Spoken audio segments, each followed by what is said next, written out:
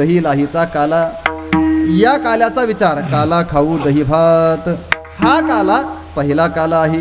दुसरा काला भक्तीच्या अंगाने ज्याला काला असं म्हणावं, हरिनामाचा. खिचडी काला, प्रेमी मोहिला साधने. हरिनाम म्हणजेच भगवंताचं नाम आणि त्या नामामध्ये प्रेमाचा स्नेह ओलावा ओतणं, या स्नेहाचा आणि नामाचा, प्रेमाचा आणि नामाचा केला जाणारा भक्तीच्या अंगाने होणारा काला आहे. आणि तिसरा काला आहे जो जीवशिवाच्या अभेदाचा काला, ज्याला ऐक्याचा काला असं म्हटलंय. तुका म्हणे काला, तुका म्हणे काला, तुका म्हणे काला, तुका म्हणे काला. कोठे अभेद देखिला, कोठे अभेद देखिला, कोठे अभेद देखिला, कोठे अभेद देखिला, कोठे अभेद देखिला, कोठे अभेद देखिला. तुका म्हणे काला, कोठे अभेद देखिला, कोठे अभेद देखिला, कोठे अभेद देखिला.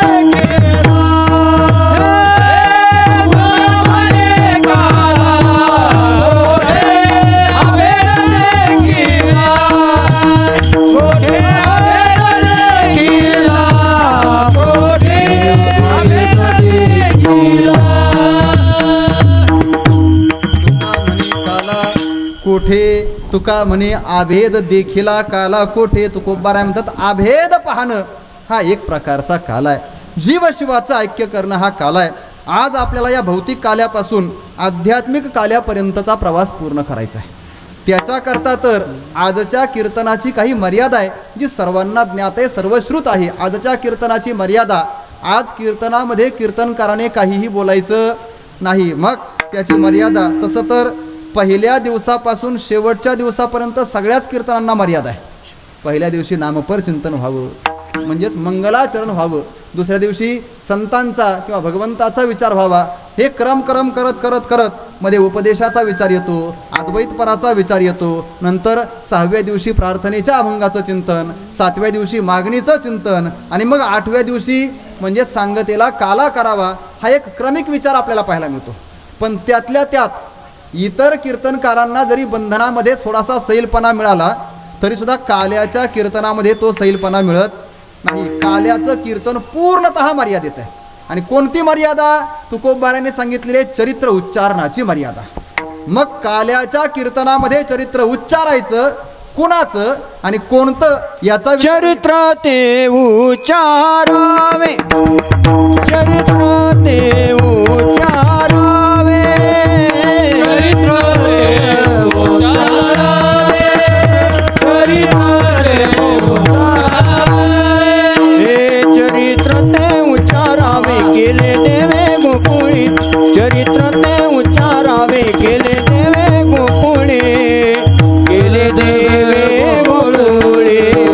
तारू बाब सागरी जय, तारू बाब सागरी जय. चरित्र ते उच्चारावे केले देवे गोकुळी, चरित्र ते उच्चारावे केले देवे गोकुळी, गोकुळी. तारू बाब सागरी जय,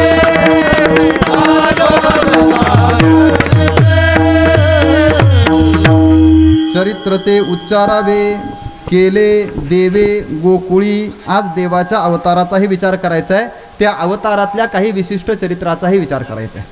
गंमत अशी आहे, देवाचा अवतार 1 किंवा 2 असं मोजून सांगता येत नाही. आपली वारकरी संप्रदायाची परंपरा देवाच्या 10 अवतारांचा विचार करते.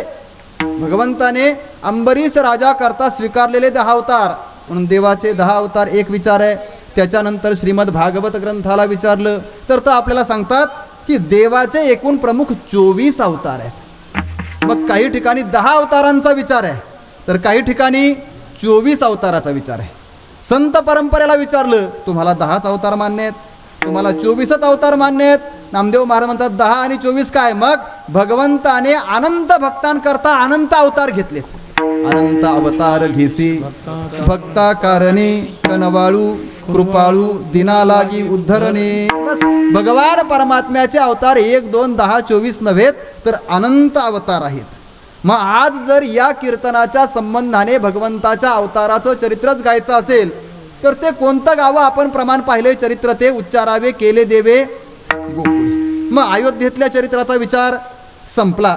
हिरण्यकश्यपू मारण्याकरता हिरण्याक्षाला संपवण्याकरता अजूनही राक्षसांचा निपात करण्याकरता भगवंताने अवतार धारण केले.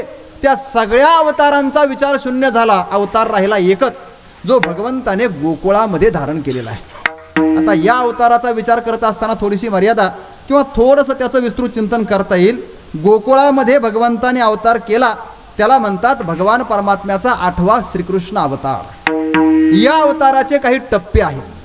पहिल्यांदा भगवान परमात्मा गोकुळात आला 1, गोकुळातून मथुरेत गेला 2 आणि मथुरेतून नंतर देवाने द्वारका निर्माण केली आणि करी द्वारकेसी राज्यदेव. भगवान परमात्मा द्वारकेला राज्य करायला लागले.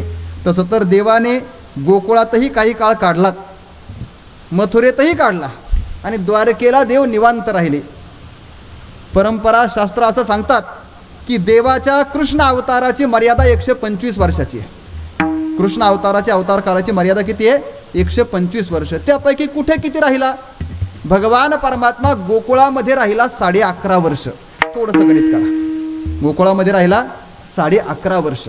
गोकुळातून मथुरेमध्ये गेला तिथं राहिला 13.5 वर्ष. 11.5 आणि 13.5 किती झाले?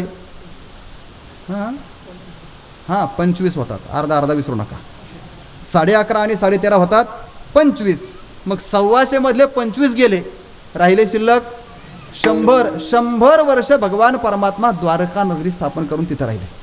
पण द्वारकेत राहिले म्हणजेच पूर्ण वेळ द्वारकेतच राहिला असं नाही. मग आहे म्हणायला द्वारकेचा, पण सापडतो द्वारकेचा राणा पांडवा घरी, द्वारकेचा राणा पांडवा घरी,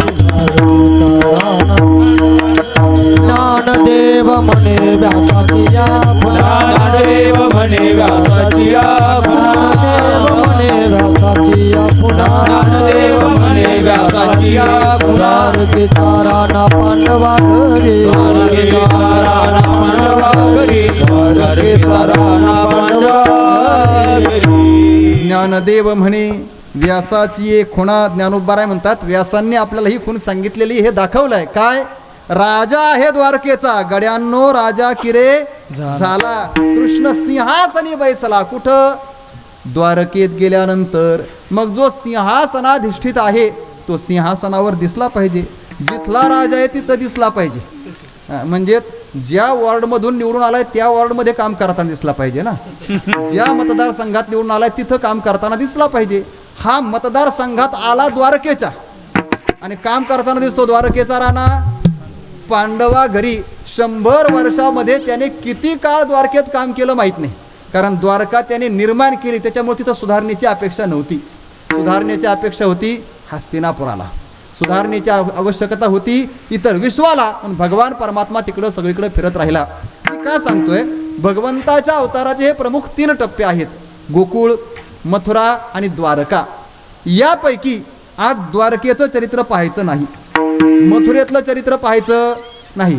पांडवांबरोबर फिरला, युद्ध केलं, गीता सांगितली, पुढे नंतर भागवताचाही उपदेश केला, हे सगळं झालं. पण त्या चरित्रांचाही आज उच्चार करायचा नाही. आज फक्त चरित्र ते उच्चारावे केले देवे गोकुळी. गोकुळात केलेलं चरित्र. का बरं? याचं महत्त्वाचं कारण आहे, परंपरा आपल्याला सांगते. कारण देव जरी असला, त्याचं सर्वत्र होणारं कार्य हे चरित्र जरी असलं तरी सुद्धा भगवंताने मथुरेत काला केला नाही, द्वारकेला काला केला नाही, हस्तिनापुरात गेला, कुरुक्षेत्रावर गेला, तिथं युद्ध केलं, पण काला मात्र केला नाही. मग काला कुठं केला? तर काला फक्त गोकुळातच केला. म्हणून आज काल्याच्या कीर्तना करता देवाचं फक्त आणि फक्त गोकुळातलं चरित्र. विठ्ठल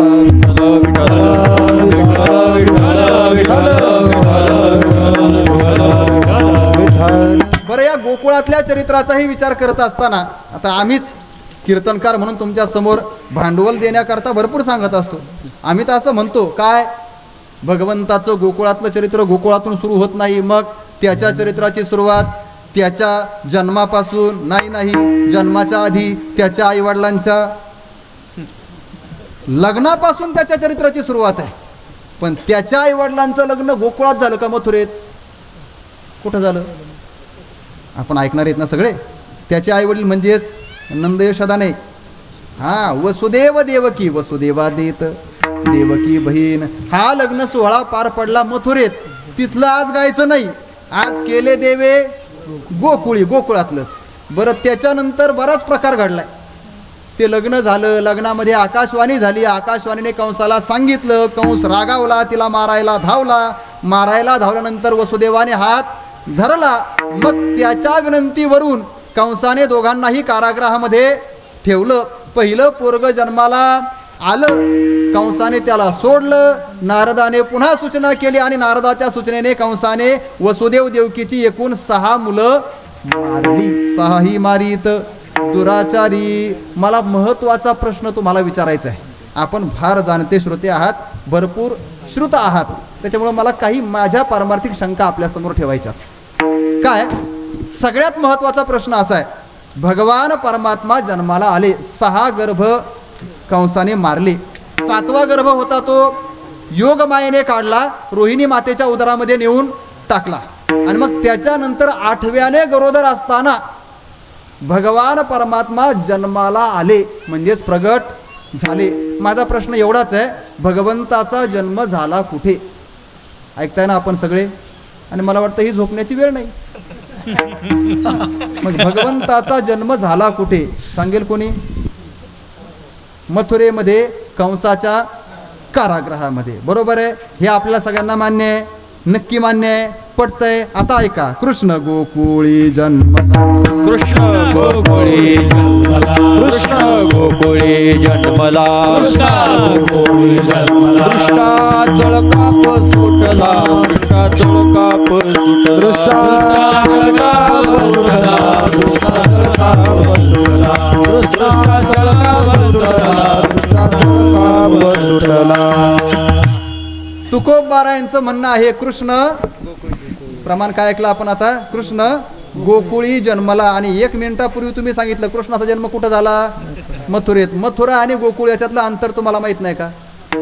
दोघांमध्ये काय अंतर आहे? दोघांमध्ये यमुना माईचं अंतर आहे. यमुना माई आडवी आहे, पलीकडच्या बाजूला गोकुळ आहे आणि अलीकडं मथुरा आहे. मग कृष्णाचा जन्म कुठं झाला? हो बोला की आता. कृष्णाचा जन्म कुठं झाला? तुम्ही म्हणताल महाराज आम्हाला तर वाटतंय मथुरेत झाला, पण तुकाराम महाराज म्हणतात गोकुळात झाला. मग तुमचं खरं का तुकाराम महाराजांचं खरं?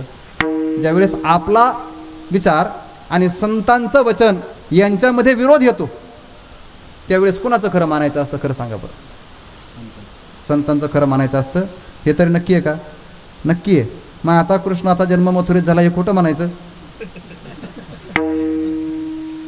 आता तुम्हीच म्हटले ना. आता म्हणजे आपलं असं आहे, या बोटालाही थुका लावून ठेवायचा आणि याही बोटाला थुका लावून ठेवायचा. वाटलं तर इकडचं पुढे दाखवायचं, वाटलं तिकडं पुढे. आम्ही दोन्ही बाजूला आहेत, आमचं उत्तर चुकीचं नाही. म्हणजे यांचाही झेंडा या खांद्यावर आणि त्यांचा झेंडा कोणी आलं काय आला इकडचं दाखवायचं आणि त्याला तिकडचं, दोघांची जय. कोणी का पराणा कोणी का निवडून येणार. विठाल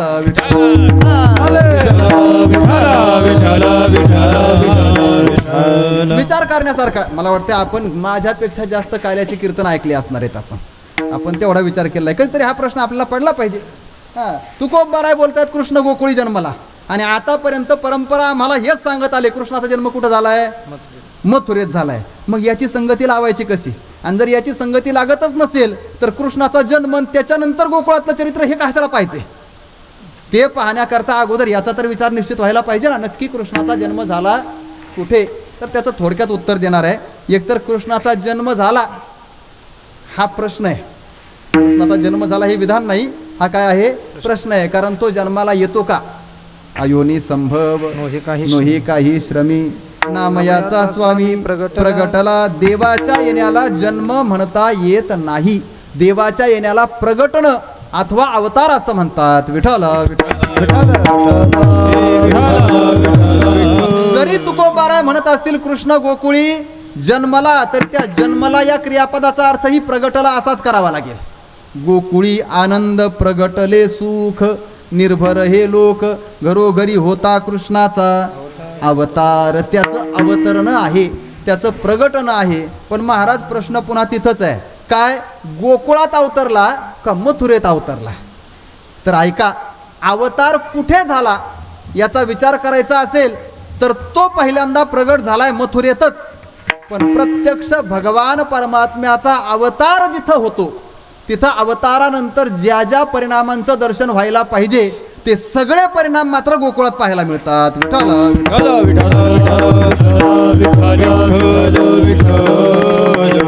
थोडासा बारकाईचा विचार आहे, लक्ष देऊन ऐका. काय भगवान परमात्मा मथुरेत जन्माला आला असं म्हणा, पण देव जन्माला आल्याच्या नंतर देव जिथं जन्माला येतो तिथं सुख व्हायला पाहिजे का दुःख राहायला पाहिजे? काय वाटतंय तुम्हाला? देव आल्याच्या नंतर तिथं काय राहायला पाहिजे? सुख राहायला पाहिजे, दुःख राहायला नको आहे. मग देव पहिल्यांदा मथुरेत आला आणि तिथून गोकुळामध्ये वसुदेवाने आणला. याच्यामध्ये मथुरेत देव आल्यानंतर तिथं सुख दिसतंय का पहा.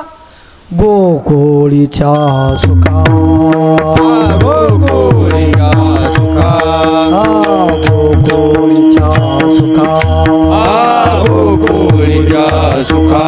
अंत पार नाही देखा, अंत पार नाही देखा, अंत पार नाही देखा, अंत पार नाही देखा, अंत पार नाही देखा, अंत पार नाही. गोकुळीच्या सुखा, गोकुळीच्या सुखा, अंत पार नाही देखा, अंत पार नाही देखा. गोकुळीच्या सुखा, गोकुळीच्या सुखा, अंत पार नाही देखा, अंत पार नाही देखा. गोकुळीचा सुख अंत पार नाही लेखा. असं कधी तुम्ही ऐकले का? देव जन्माला आला आणि मथुरेच्या सुखा अंत पार नाही लेखा, असं नाही ऐकलं का? कारण देव जरी मथुरेत अगोदर आला असला तरी मथुरेत देवाच्या अवताराचा एकही अनुकूल परिणाम पाहायला मिळाला नाही. उलट ऐका, ज्या वेळेस भगवान परमात्मा देवकी मातेच्या समोर प्रगट झाले आणि वसुदेवांना त्यांचं दर्शन झालं, ते 8 वर्षाची बालमूर्ती आहे. 8 वर्षाच्या रूपात भगवान परमात्मा प्रगट झाले. पण त्यावेळेला वसुदेवाने देवाला पाहिलं, थोडासा आनंद वाटला. त्या आनंदाच्या भरात हर्षोल्हासाने, स्नेहाने, ममत्वाने वसुदेवाने काय केलं? त्या बालकाला म्हणजेच भगवंताला मिठी मारली. मिठी मारल्यानंतर आनंद व्हायला पाहिजे. आईला तर आपल्या पोटी पोरग जन्माला आलं किती आनंद व्हायला पाहिजे, पण तो आनंद दिसत नाही. ती म्हणतीये, अहो याला मिठी काय मारताय, मिठी सोडा. पहिल्यांदा याला लपवण्यासाठी प्रयत्न. सोडा सोडा मिठी, सोडा सोडा मिठी, सोडा सोडा मिठी, सोडा सोडा मिठी. लपवा लपवा जग जेठी, लपवा लपवा जग जेठी, लपवा लपवा जग जेठी, लपवा लपवा जग जेठी. देव जन्माला आलाय, किती आनंद व्हायला पाहिजे, पण तिला आनंद नाही झाला. ती घाबरतीये, ती भीतीने व्याकुळ होतीये. ती म्हणतीये, अहो याला मिठी मारणं सोडून द्या. मग पहिल्यांदा एक काम करा, जगजेठी लपवा लपवा. या भगवंताला काय करा म्हटली? लपवा. का बरं? तिने कारण सुद्धा सांगितलंय. झनी कंसासी कळील माझ्या बाळासी मारील. ज्यांच्या पोटी देव जन्माला आलाय त्यांनाच आनंद नाही, मग तिथं तो जन्माला आला हे सिद्ध म्हणायचं तरी कसं? विठ्ठल विठ्ठल विठ्ठल विठ्ठल विठ्ठल. आनंद जिथं व्यक्त होतो ना तिथं त्याला प्रगट झाला असं मानावं. मग मथुरेमध्ये त्याच्या येण्याचा आनंद कुणालाच झाला नाही. ज्या वेळेस पुन्हा वसुदेवाने देवाला गोकुळामध्ये नेऊन ठेवलं तिथं निपजलेली माया आणली आणि माया उठून रडायला लागली. रडे माया करी आकांत परिणामतः नामा म्हणे उठले दूत उठले आणि दूत काय शांत नाही बसले. बरं झालं पोरग झालं मग वाजवा टाळ्या हसा नाचा उड्या मारा नाही, ते धावत गेले. महाराज आठवा कंस म्हणतोय काय आठवायचं, मला सगळं विसरलंय. अहो आठव्या क्रमांकाचा तुमचा शत्रू जन्माला आलाय, पळा त्याला मारा. कंस धावत आला. आता त्याला जर आनंद झाला असता तर तो आला असता आणि उचलून पटकन एखादा मुखा घेतला असता बालकाचा. हा माझा भाचा जन्माला आलाय. पण तो आला आणि पहिल्यांदा उचलून आपटण्यासाठी प्रयत्न करण्यापूर्वी त्याने पाहिलं आठवा नव्हताच, 8वी होती. कंसाच्या लक्षात आलं, नारदांनी सांगितलं होतं हा भगवान परमात्मा भरपूर चतुर आहे, याच्या चातुर्याची कल्पना कोणीही करू शकत नाही. तुला म्हणून 8वा आणि 8वीच्या रूपाने येणं तुझा काटा काढेल. त्याच्यापेक्षा हा 8वा असो 8वी असो नाही तर अजून काय असू दे, याला ठेवायचं नाही. कंसाने उचललं, गरगर फिरवलं, आपटणार हातातून सुटली आणि वर गेली. वर जाऊन अष्टभुजाधारी व्याघ्रारूढ झाली आणि तिने सांगितलं तुझं लागी वधी उपजला मजा आधी. अरे कंसा मला मारण्याचा काय प्रयत्न करतोस, तुला मारणारा माझ्या अगोदर जन्माला आलाय. पण ही मायेची भाषा ऐकली आणि त्याच्यानंतर कंसाला तरी आनंद आहे का? कंसाचा आनंद तर मातीत मिळाला, पण त्याच्यानंतर त्याची धावपळ सुरू झाली, त्याची सारवासारव सुरू झाली, त्याची पळापळ सुरू झाली. कसा करता? आपला शत्रू जन्माला आलाय त्याला मारला पाहिजे. लगेच सभा बनवली आणि त्या सभेमध्ये विडा ठेवला, जो कोणी माझ्या शत्रूला मारून येईल त्याला अर्धराज्य बक्षीस मिळेल असं ठेवलं. पण प्रत्येक जण विचारायचा महाराज कुठे आहे तुमचा शत्रू, पत्ता सांगा.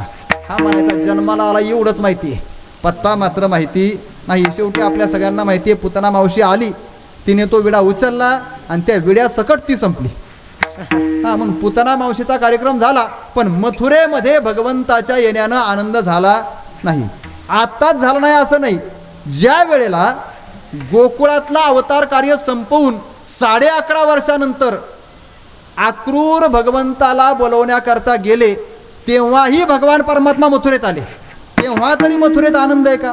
तेव्हाही आनंद नाही. मग जाताना जसं त्याच्या मारण्याची तयारी होती तसं येताना पण त्याला मारण्याचीच तयारी चालू होती. अगदी मल्ल सबळ केले होते, दरवाजावरच सैनिक ठेवले होते. एवढं नाही, महाद्वारामध्ये तो कुवलयापीड नावाचा मदमस्त हत्ती ठेवला होता. त्याला मदिरापान करविलं होतं, त्याला चिडवलं होतं, चिथावणी दिली होती आणि सांगितलं होतं याच्या करवी या बलराम आणि कृष्णाला तुडवून टाकायचे, मारायचे. म्हणजेच ज्या ज्या वेळेला मथुरेमध्ये भगवान परमात्मा आले त्या वेळेला त्यांच्या येण्यानं आनंद नाही, उलट तिथल्या रहिवासी लोकांना दुःखच झालं. म्हणून जरी तो पहिल्यांदा मथुरेत प्रगटला असला तर त्याचा परिणाम तिथं न दिसल्यामुळं कृष्ण गोकुळी जन्मला. कारण कृष्णाच्या येण्याचा अनुकूल परिणाम फक्त आणि फक्त गोकुळामध्ये पाहायला मिळतो. विठ्ठल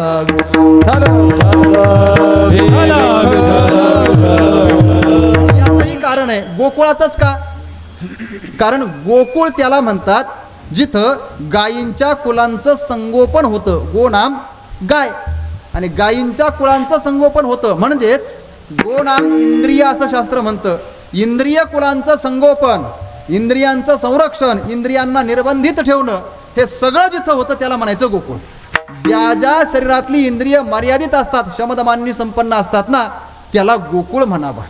अशा गोकुळामध्ये आपल्याकडं गोकुळ त्यालाच म्हणतात जिथं गायी आणि गायी राखणारे राहतात. जास्त गायी आहेत आणि जास्त गायी राखणारे आहेत त्याला काय म्हटलं जातं? गोकुळ. गायी राखणाऱ्यांना काय म्हणतात तुमच्याकडं? गुराखी. आमच्याकडे त्याला गवळी म्हणतात, तुमच्याकडे गुराखी म्हणतात ना. मला त्या शब्दाचा अजून अर्थच कळत नाही. तुम्ही तो बारकाईने व्याकरण दृष्टीने विचार केला पाहिजे. नक्की गुराखी म्हणजेच काय राखी?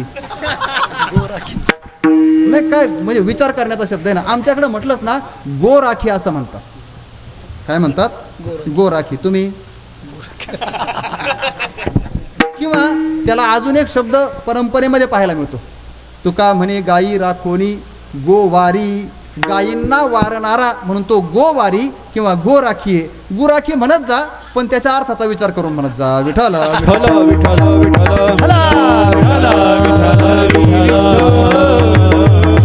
अनेक गायींचा समूह जिथं आहे गायींच्या कुळाचा अनेक अंगाने संपन्नता जिथं आहे त्याला म्हणा गोकुळ. अशा गोकुळातच भगवंताच्या येण्याचं सुख आहे. म्हणून चरित्र ते उच्चारावे केले देवे गोकुळी, कारण देवाचा जन्मच गोकुळात झालाय. भगवान परमात्मा जन्माला आला कुठं? प्रत्यक्ष रूपाने गोकुळात. भगवंत जन्माला आल्यानंतर काय काय अनिष्ट निवृत्त होतं आणि काय काय इष्टाची प्राप्ती होते याचाही विचार परंपरेने सांगितला ना. घरोघरी झाला लक्ष्मीचा वास, दैन्य दारिद्र्यास त्रास आला. बस त्या गावातल्या काही अनिष्ट गोष्टी, अनिष्ट प्रथा, अनिष्ट तत्व हे पळून गेले. कोणी? चिंता ते पळाली गोकुळा बाहेरी, प्रवेश भीतरी केला देवे, प्रवेश भीतरी केला देवे, प्रवेश भीतरी केला देवे. चिंता ते पळाली गोकुळा प्रवेश भीतरी केला देवे, प्रवेश भीतरी केला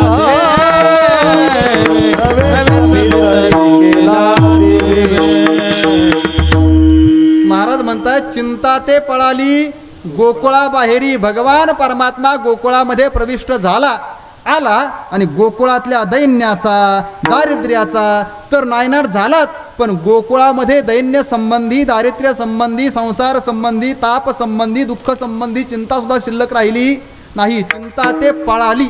पळाली म्हणजेच कायमचीच निघून गेली. जोपर्यंत भगवान परमात्मा गोकुळामध्ये आहे तोपर्यंत चिंता परत गोकुळात प्रवेश करू शकली नाही. अशा प्रकाराने गोकुळामध्ये भगवंताचा जन्म झाला आणि इथून देवाच्या चरित्राला अर्थात अवतार कार्याला सुरुवात झाली. आता चरित्र ते उच्चारावे केले देवे गोकुळी. मग महाराज आमचा प्रश्न आहे, देवाने केलेलं चरित्र याला काय म्हणता तुम्ही? आजच्या भाषेमध्ये त्याला म्हणायचं केला नारायणे अवतार. याला म्हणा अवतार. देव जन्माला येतो आणि पुन्हा आपल्या निजधामाला जातो. त्याचं इथं येणं, इथपासून इथं राहणं आणि निजधामाला जाणं, इथपर्यंतच्या सगळ्या क्रियांना अवतार क्रिया म्हणावं. अवतार अवतार हा शब्द तर आम्ही नेहमी ऐकत असतो. देवाच्या अवताराची मीमांसा करत असताना भगवंताने त्याची काही कारणं सांगितलीत. यदा यदा ही धर्मस्य ग्लानिर्भवती भारत अभ्युत्थानम धर्मस्य तदात्मानं सृजाम्यहम. मग कशासाठी तदा सृजामी? किमर्थम? कस्मै? त्याने स्वतः सांगितलंय, परित्राणाय साधूनां विनाशाय च दुष्कृतां धर्म संस्थापनार्थाय संभवामी युगे युगे. तो म्हणतोय अहम युगे युगे संभवामी. मी प्रत्येक युगामध्ये संभवतो. कशा करता? साधूनां परित्राणाय एक, दुष्कृतां विनाशाय दोन आणि धर्म संस्थापनार्थाय तीन. देवाने या गोष्टींसाठी अवतार घेतलेला आहे. देवाच्या अवताराचा विचार करायचा झाला तर अवतार अवतार हा शब्द आपण नेहमी ऐकतो ना. अवतार म्हणजे काय? अव म्हणजेच खाली आणि त्रुतरती म्हणजेच येणे थोडक्यात. मग खाली येणे म्हणजे अवतार. तर आता मी तुम्हाला सगळ्यांना विचारतो, जीवाच्या येण्याला अवतार म्हणतात का? आपल्या येण्याला अवतार म्हणतात का? जन्म म्हणतात. जन्म म्हणतो आपण. संतांच्या येण्याला, अहो संतांच्या येण्याला काय म्हणतात? अवतार तुम्हा धराया कारण. संतांच्या येण्याला म्हणायचं अवतार. देवाच्या येण्याला अवतार आणि जीवाच्या येण्याला अवतार म्हटलं जात नाही. प्रश्न आहे हा, असं का? कारण अवतार म्हणजेच वरून खाली येणं. मग आता मला सांगा, वरून खाली कोण कोण आलं? भगवान परमात्मा स्वतः राहतो वैकुंठात, पण संतांनी आणिलाही रूपा बळे जबरदस्तीने त्याला वरून खाली आणलं. ज्या सुखा कारणी देव वेडावला वैकुंठ सोडून खाली आला. एवढं लक्षात ठेवा. मग वरून खाली आला म्हणजेच त्याचा झाला अवतार. संत महात्मे सुद्धा वरूनच आलेत ना. येथे उपकारासाठी आले घरज्या वैकुंठी. त्यांचाही पण काय आहे? अवतार. जे वरून खाली आले त्यांचा काय म्हणायचं? अवतार. देव वरून खाली आला, देवाचा अवतार. संत वरून खाली आले, संतांचा अवतार. आणि आपण काय खालून वर आलोय का? आपण तरी कुठून आलोय सांगा बरं? आपण वरून आलो का खालून आलो? आपल्याला तेच माहित नाही आपण कुठून आलो. हा, आपल्या येण्याची मीमांसा किंवा मर्यादा आपल्याला कुणालाच माहित नाही. कुठून आलो? आलासी कोठो निघा जासी कवन्या ठाया. कुठून आलाय आणि कुठं जायचं हेच माहित नाही. पण थोडंसं जर शास्त्राला विचारलं आणि बारकाईने जर मीमांसा करून पाहिलं तर लक्षात येईल आपण सुद्धा काही खालून नाही आलो, आपणही कुठून आलोय, वरूनच आलोय. कशावरनं? श्रीमद भगवद्गीतेच्या 15व्या अध्यायामध्ये भगवान परमात्मा असं सांगतात, काय? हे सगळे जीव आहेत ना, हे माझे अंश आहेत. ममैवांशो जीवलोके जीवभूत सनातन. मग आपण सगळे देवाचे अंश आहेत. देव कुठं राहतो? अहो देव कुठं राहतो? वैकुंठात ना. आपण जर त्याचे अंश आहेत म्हणजे त्याच्यापासून आलो तर आपणही कुठून आलो? वैकुंठातून. मग देव वरून खाली आला म्हणून देवाचा अवतार, संत वरून खाली आले संतांचा अवतार, आणि आपणही कुठून आलोय? वरूनच आलोय. मग आपला पण काय? देवही वरून आलाय, संतही वरून आलोय, आणि आपणही मूलभूत असणाऱ्या स्थानातून म्हणजे वैकुंठातूनच आलो असलो तरी सुद्धा जीवाच्या येण्याला अवतार असं म्हटलं जात नाही. विठ्ठल विठ्ठल.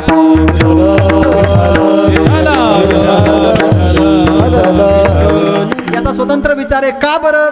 कारण जीवाच्या येण्यामध्ये पारतंत्र्य आहे आणि संतांच्या आणि देवाच्या येण्यामध्ये स्वातंत्र्याचा विचार आहे. संत स्वतंत्र पद्धतीने येतात, भगवंत स्वतंत्र पद्धतीने येतो, पण जीवाला मात्र येण्या जाण्याचं स्वातंत्र्य नाही. का नाही स्वातंत्र्य? कारण जीवाला येण्यामागं प्रामुख्याने 3 कारणं शास्त्राने सांगितलीत. एक तर अविद्या, दुसरं कर्म, आणि तिसरी आहे वासना. विठ्ठल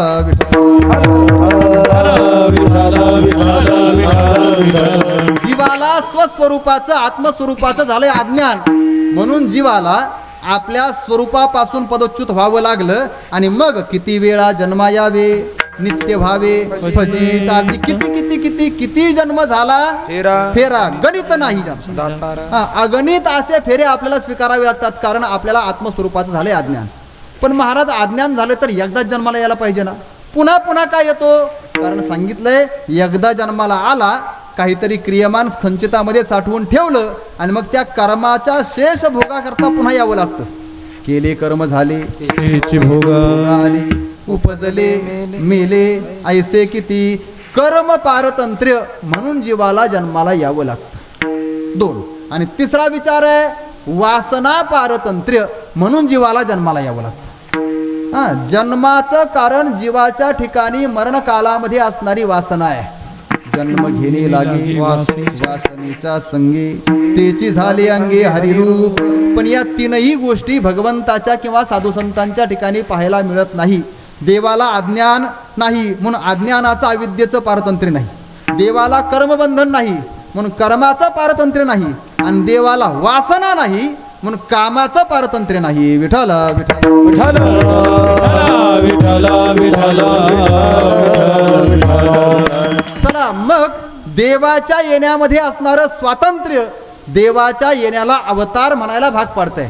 मग असा भगवंताचा अवतार गोकुळामध्ये झाला, आणि गोकुळामध्ये भगवंताने चरित्र केलं. ठीक आहे महाराज, आज आम्हाला त्या चरित्राचा उच्चार करायचा आहे, त्याचं चिंतन करायचं आहे, त्याचं काही श्रवण करायचं आहे. पण आम्हाला एक सांगा ना, गोकुळामध्ये भगवान परमात्मा 11.5 वर्ष राहिला असं तुम्ही म्हणतात, त्या 11.5 वर्षामध्ये काही टप्पे आहेत का? स्वतंत्र एकाच कक्षात त्याचं वागणं आहे. तुकोबाराय म्हणतात त्या 11.5 वर्षामध्ये सुद्धा भगवान परमात्म्या चरित्राचे 2 टप्पे पडतात. अभंगाचं पहिलं चरित्र, ये दसे चरित्र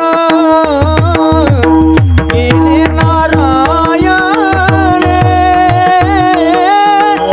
ये दसे चरित्र केले नारायण,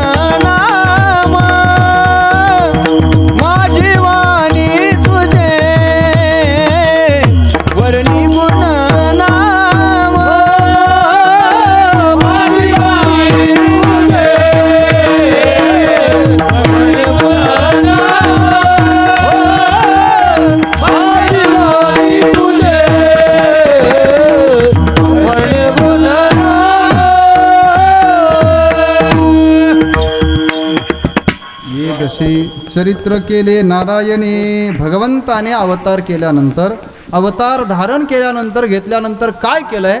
चरित्राला प्रारंभ झाला. गोकुळातल्या चरित्राचा विचार आहे म्हणून तुकोबाराय म्हणतात गोकुळामध्ये भगवंताने चरित्र केलं. ये दशे चरित्र केले. गोकुळामध्ये भगवंताने चरित्र केले. पण कोणत्या दशेमध्ये केले? तुकोबाराय त्या 2 दशा आपल्या समोर ठेवतायत. तसं तर देवाच्या अवताराच्या दशा आहेत. देवाच्या अवताराच्या काय आहेत? दशा आहेत. आपल्याही अवताराच्या दशा असतात, पण आपली दीनदशा असते आणि भगवंताची चरित्र दशा आहे. दशा शब्दाचा अर्थ होतो अवस्था. दशा म्हणजेच काय? अवस्था आहे. भगवान परमात्मा ज्या अवस्थेमध्ये चरित्र करतो त्या अवस्था 2 प्रकारच्या सांगतात. एक आहे रांगत असतानाची दशा म्हणजेच रांगतानाची अवस्था, आणि दुसरी आहे गोधन राखत असतानाची दशा म्हणजेच गायी चारतानाची अवस्था. विठ्ठल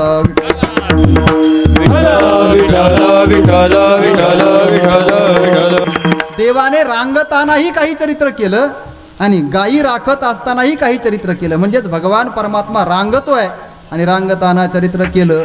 रांगतानाच्या चरित्राचा विचार स्वतंत्र आहे. रांगताना देवाने काय केलं? रांगतु रंगनी सूरतलोनी रांगत रंगनी सूरतलोनी धावली धावली गवळणी बांधिते चरणी जीती घरानी बांधिते चरणी जीती घरानी यशोदे साजनी यशोदे साजनी दही दूध भक्षुनी नवल गेले तमाल गेले साजनी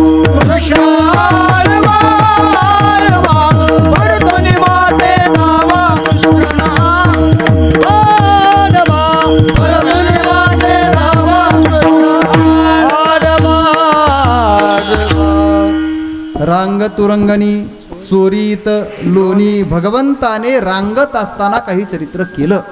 आणि दुसरं आहे गोधन राखत असताना. रांगताना काय केलं?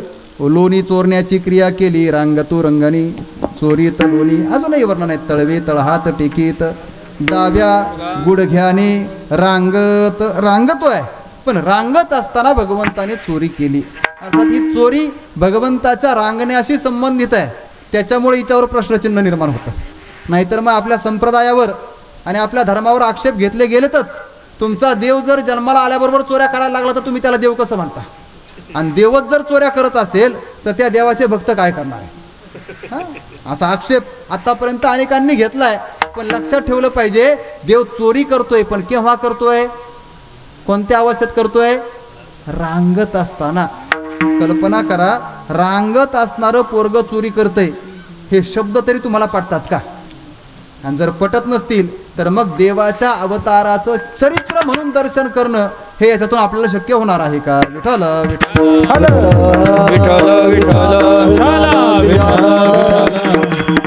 काय साधू संतांच्या जीवनामध्ये आणि भगवंताच्या जीवनामध्ये काही अशा अकल्पनीय घटना असतात, अनिर्वचनीय घटना असतात, ज्या घटनांचा विचार आपण कार्यकारण भावाने लावू शकत नाही, संगती लावता येत नाही. मग अशा वेळेला काय करावं? सरळ आहे. चरित्रामध्ये ज्या वेळेला किंवा भक्तीच्या क्षेत्रामध्ये ज्या वेळेला कार्यकारण भावाने एखाद्या घटनेचा संबंध लावता येत नाही ना, त्यावेळेस त्याला भगवंताची लीला म्हणायचं. लीला म्हटलं का त्याची संगती लावता येत नाही. ज्ञानेश्वर महाराजांनी रेड्याच्या मुखातून वेद बोलावला. कसं काय शक्य? रेडा कसं काय बोलतो? ही तर लीला आहे. याला काय म्हणतात? लीला.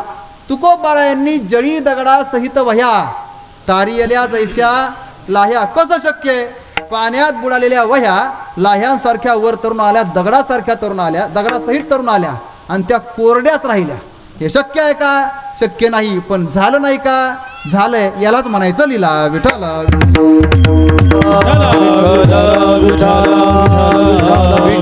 संतांच्या जीवनामध्ये घडणाऱ्या गोष्टींचा संबंध संगती लावता आली नाही का त्याला लीला म्हणावं. भक्तीच्या प्रांतातला हा विचार आहे. आणि एकदा ज्ञानाच्या प्रांतात प्रवेश केला की गुरुवारांच्या मुखातून ऐकलंय, भक्तीच्या प्रांतामध्ये एखाद्या गोष्टीची संगती लावता आली नाही तर लीला म्हणायचं, आणि ज्ञानाच्या प्रांतामध्ये एखाद्या गोष्टीची संगती लावता आली नाही का तिला माया म्हणायचं. विठ्ठल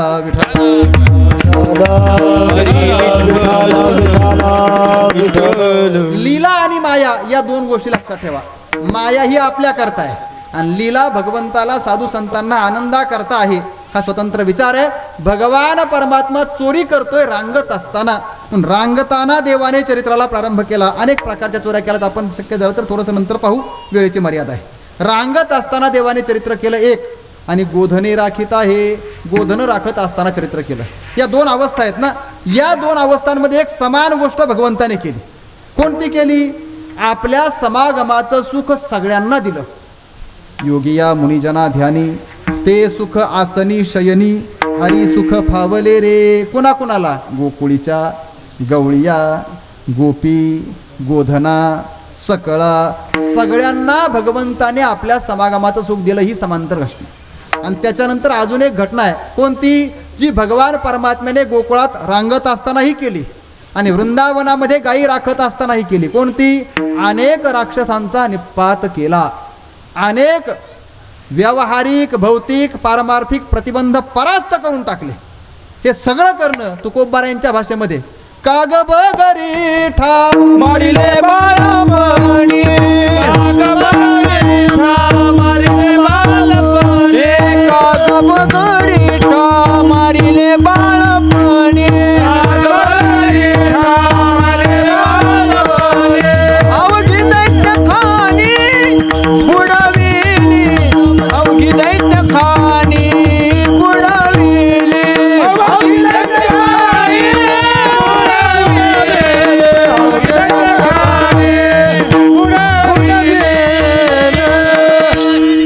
काग बग रिठा मारिले बाळपणी, कागासूर, बगासूर, रिठासूर, अरिष्टासूर वगैरे वगैरे अनेक राक्षसांचा नाश केला. रांगत असतानाही अनेकांना मारलं. आयुष्याच्या 5व्या दिवशी पुतनेसारखी महामाया अर्थात ही शत्रू होती, राक्षसिनी होती, पण तिचा नाश केला. त्याच्यानंतर महाबळासारख्या दैत्याचा पराजय करून टाकला, त्याची फटफजिती करून टाकली. अनेक राक्षस आले, ते मारले. इथं फक्त रांगत असतानाच हे घडलं असं नाही, गायी राखतानाही तेच झालं. गायी राखण्याकरता भगवान परमात्मा रानात गेले, तिथंही कंसाने अनेक राक्षस पाठवले. त्या सगळ्या राक्षसांचा भगवंताने निपात केला. तिथं तर फक्त राक्षस झाले असं नाही, काही अजूनही प्रसंग निर्माण झाले.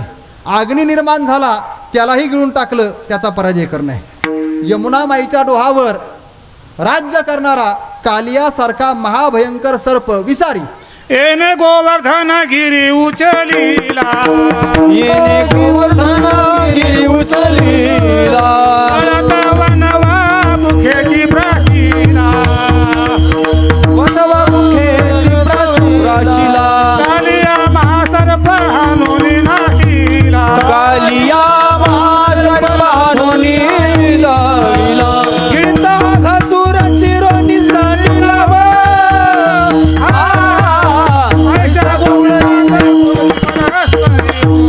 आयुष्या गवळणीच्या बोलती परस्परे हो, गिळता घासूर चिरो निसाडला,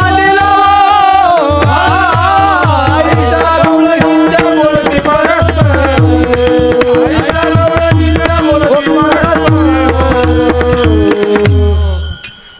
त्याने काय काय केलं? गिरी गोवर्धन उचलीला, काळिया सर्प नाथीला, जळत वनवा मुखेची प्राशेला, गिळता आघासुर शिरोनी सांडीला, हे सगळं केलं. ऐसा लाघवी हा माया सूत्रधारी किंवा ऐसा गवळणी त्या बोलती परस्परी. भगवान परमात्म्याच्या चरित्राच्या संबंधाने असे विचार आपल्याला पाहायला मिळतात. तिथंही अनेक राक्षस मारले आणि इकडंही राक्षस मारले. राक्षस मारले, पण राक्षस मारणं हे दुष्कृताम विनाशाय हे कर्तव्य आहे. त्याचप्रमाणे साधूंचं भक्तांचं संरक्षण करणं, त्यांना आनंद देणं हे परित्राणाय साधूनाम या कक्षेमध्ये आलेलं चरित्र आहे. पण याचबरोबर भगवान परमात्म्याला अजून एक कार्य करायचं आहे. काय करायचं आहे? धर्म संस्थापना करायची आहे. आणि त्या धर्म संस्थापने करता भगवंताने 125 वर्षापैकी फक्त 11.5 वर्ष गोकुळात राहून लगेच पुढे जाण्याची तयारी केली. का? कारण पुढं त्याला अनेक कार्य करायची आहेत.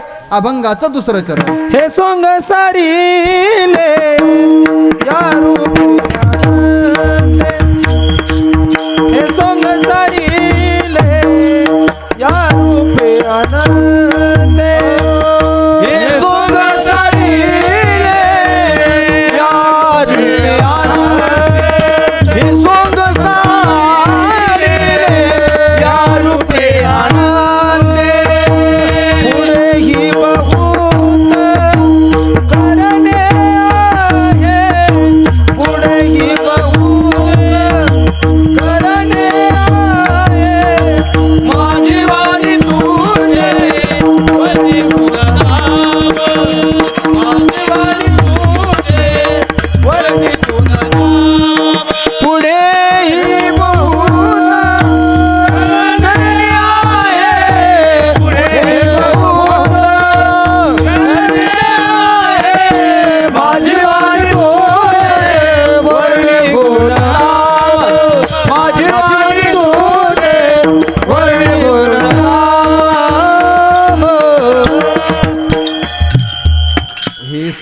सारिले या रूपे अनंते. भगवान परमात्मा गोकुळामध्ये आले. गोकुळामध्ये 11.5 वर्ष राहिले. रांगत असताना काही चरित्र केलं, गायी राखत असताना काही चरित्र केलं, पण या चरित्रामध्ये देव जास्त काळ अटकले नाहीत. तसं तर देवाच्या अत्यंत जिव्हाळ्याचा विषय आहे गोकुळ. गोकुळामध्ये असणाऱ्या गवळणी म्हणजेच गोपिका देवांच्या अत्यंत जिव्हाळ्याचा विषय, आणि गोकुळामध्ये मिळणारं गोरस हा भगवंताच्या अत्यंत जिव्हाळ्याचा विषय आहे. पण तरीसुद्धा लक्षात ठेवा, जिव्हाळा आपला कितीही महत्त्वाचा असला तरी त्याच्यापेक्षा आपलं अवतार कार्य जास्त महत्त्वाचं आहे हे भगवंताने दाखवून दिलं. नाहीतर देवाला जर शक्य झालं असतं तर देव 100 वर्ष गोकुळात राहिला नसता का? काय अडचण होती राहायला? राहू शकला असता. बरं त्याला कोणी अडवलं असतं का? त्याला काय असं कर्मपारतंत्र्य नव्हतं. एवढं वितळीत राहायचंय, त्याच्यानंतर तिथं जायचे आणि गेलाच पाहिजे, नाही गेला तर काय बंधन आहे असं काही नव्हतं. आपल्याला ती बंधनं असतात, जीवाला सगळे बंधनं असतात, पण देवाला बंधन नाही. तरीसुद्धा देवाने या टप्प्यांपैकी सगळ्यात कमी काळ हा गोकुळा करता दिला, कारण त्याच्यानंतर हा फक्त परित्राणाय साधूनाम विनाशाय च दुष्कृताम एवढा एकाच अंगाने कार्यक्रम होता. पुढे धर्माची संस्थापना करायची होती, त्याच्याकरता हे सोंग सारिले या रूपी अनंते. आता तुकोबाऱ्यांची भाषा आहे म्हणून आपण बोलू शकतो, नाहीतर देवाच्या अवताराला, देवाच्या चरित्राला सोंग म्हणायचं कोणाचं धाडस आहे? सोंग कशाला म्हणतात तुमच्याकडं? सोंग सोंग कळतं ना? एखादा लईच येड्यावाने करायला लागला, कसे अंगावर वाकडे तिकडे विचित्र कपडे घातले आणि वेगळं तिकडे वागायला लागला तर त्याला काय म्हणतात? येड्यासारखं सोंग आले. हां, सोंग म्हणतो आपण त्याला, विचित्र वागणाराला. इथं देवाला तुकोबाराय सोंग म्हणतायत, हा म्हणण्याचा अधिकार सुद्धा तुकोबारायांचाच आहे. आपण ते म्हणू सुद्धा शकत नाही. विठाला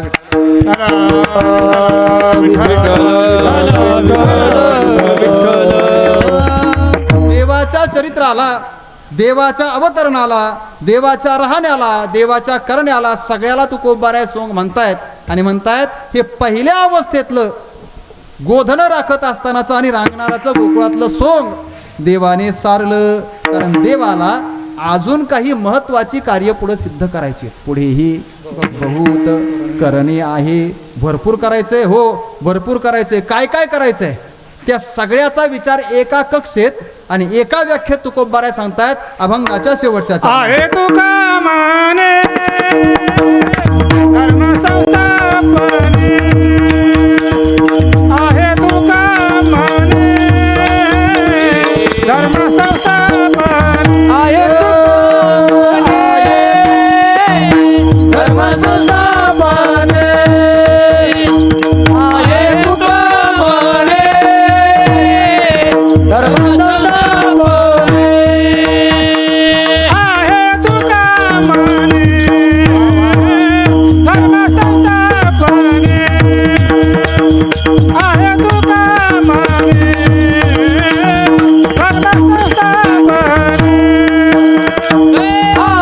तुका म्हणे धर्म संस्थापने,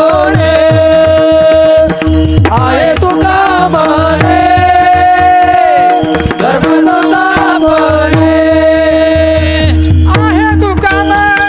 धर्म संस्थापने, केला नारायणे अवतार. आहे तुका म्हणे धर्म संस्थापने, केला नारायण अवतार.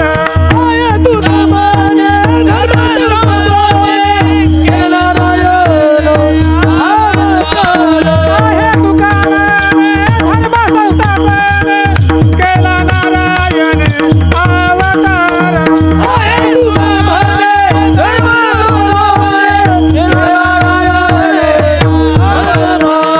माझी वाणी तुझे वर्णी गुण नाम, माझी वाणी तुझे वर्णी गुण नाम.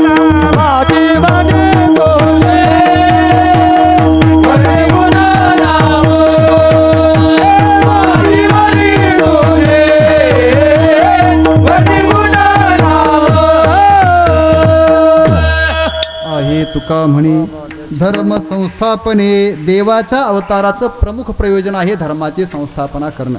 म्हणून आपण सुरुवातीला पाहून आलोत, देवाने स्वतः सांगितले परित्राणाय साधूनाम विनाशाय दुष्कृताम, आणि धर्म संस्थापनार्थानं 3 जर कारणं असली तर त्यातलं महत्त्वाचं कारण कोणतं आहे? महत्त्वाचं कारण हेच आहे, धर्माची संस्थापना करणं. कारण साधूंचं रक्षण धर्मा करताय. धर्माला जगवणारे साधू जगले पाहिजेत. साधू जगले म्हणजेच धर्म जगेल ना, म्हणून परित्राणाय साधूनाम हेतू आहे धर्माची संस्थापनाच. आणि दुष्कृताम विनाशाय कशा करता, दुष्कृती म्हणजेच दुष्ट, राक्षस, दुर्बुद्धी हे धर्माला ग्लानी आणण्याचं कार्य करतात. म्हणून हे दुष्ट जे आहेत, दुर्जन जे आहेत त्यांना मारलं तर धर्म घसरण्याची शक्यता राहत नाही. म्हणून दुष्कृताम विनाशाय हे सुद्धा धर्म संस्थापनार्थ आहेच. सगळ्याचं प्रयोजन हेच आहे. म्हणून काही टीकाकार, गीतेवरती अनेक टीका आहेत, आपण ज्ञानेश्वरीसारखी मराठी टीका आपण जाणतो, पण अनेक टीका आहेत गीतेवरती झाल्या. अनेक टीकाकारांचं हे म्हणणं आहे देवाच्या अवताराची 3 प्रयोजनं नाहीच, मग एकच प्रयोजन आहे. त्या एका प्रयोजनाच्या अंतर्गत 3 घटना आहेत. विठ्ठल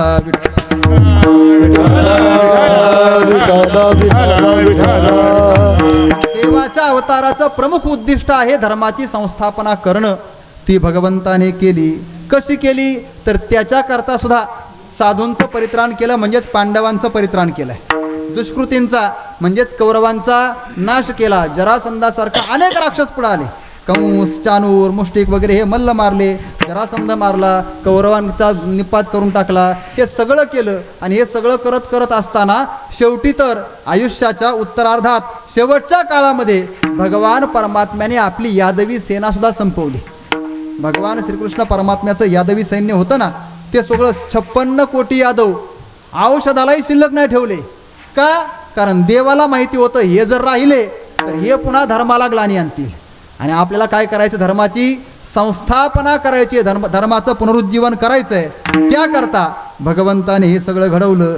हे सगळं करायचं होतं ना. हे तुका म्हणे धर्म संस्थापने केला नारायणी अवतार, ज्याच्याकरता भगवंताने अवतार केलाय ते करायचं होतं. म्हणून तर हे सोंग सारिले या रूपे अनंते, पुढेही बहुत करणे आहे. महाराज म्हणतायत देवा तुमचं हे चरित्र अत्यंत गोड आहे, अत्यंत मधुर आहे, अत्यंत सरस आहे. या चरित्राचा उच्चार आम्हाला करता आला पाहिजे. बरं, माझी वाणी तुझे वर्णी गुणनाम ऐसे देई प्रेम काही कळा. भगवान या तुमच्या चरित्राचा उच्चार करण्याकरता, गुणगान करण्याकरता लागणारं प्रेम आमच्या अंतःकरणामध्ये द्या. आणि त्या प्रेमाची वृद्धी जर कशाने होणार असेल तर प्रेमाची वृद्धी एकाच गोष्टीने होते, ती म्हणजेच भगवंताच्या नामाने. विठोबाल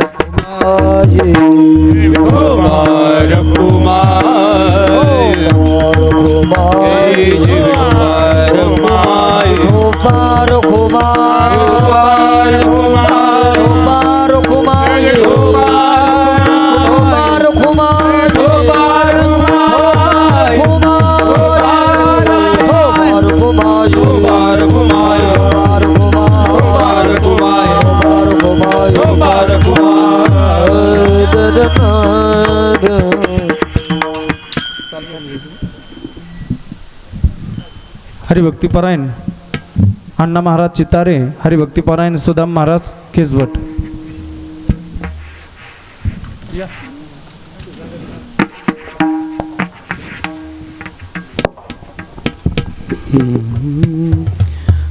आहे तुका म्हणे धर्म ये दशे चरित्र केले नारायणे, ये दशे चरित्र केले नारायण, ये दशे चरित्र केले नारायण, ये दशे चरित्र केले नारायण,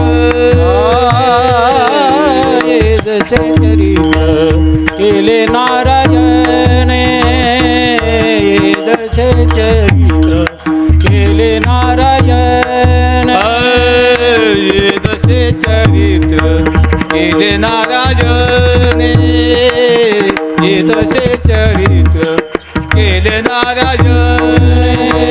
रांगता गोधने राखिता, रांगता गोधने राखिता है, माझी वाणी तुझे वर्णी गुण नाम, माझी वाणी तुझे वर्णी गुण नाम. रांगता गोधने राखिता है, रांगता गोधने राखिता है, माझी वाणी तुझी वर्णी गुण नाम, माझी वाणी गुण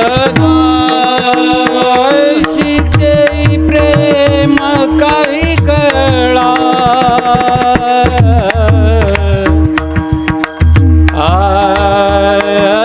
सीते प्रेम काही कळा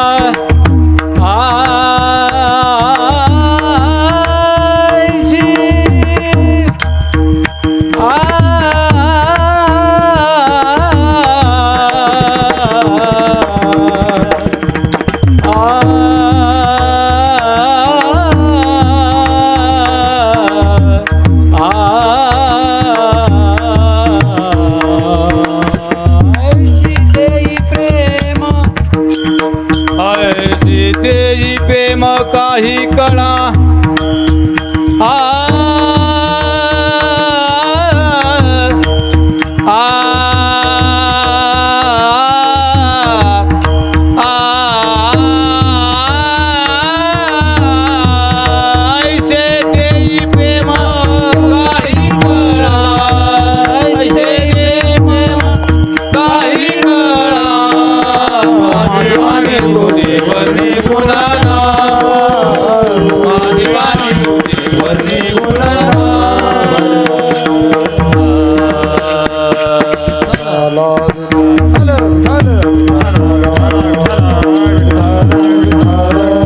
देवादी देवा जगत्रय जीवा देवाधी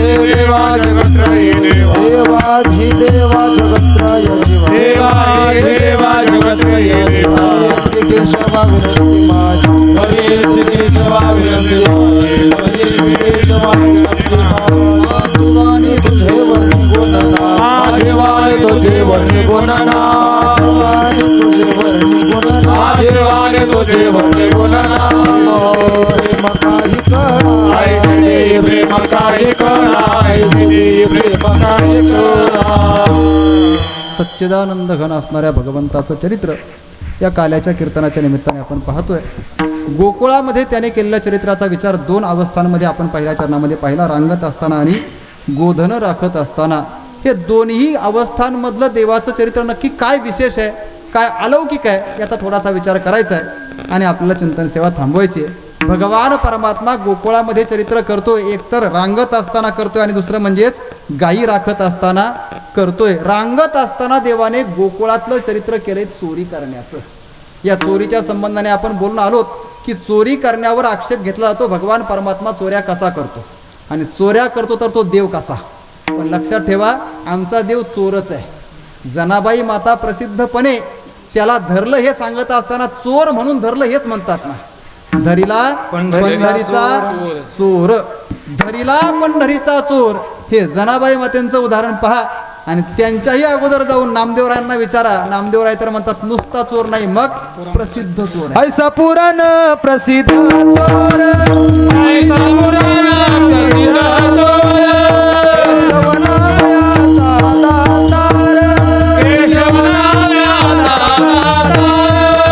पंढरपुरी उभा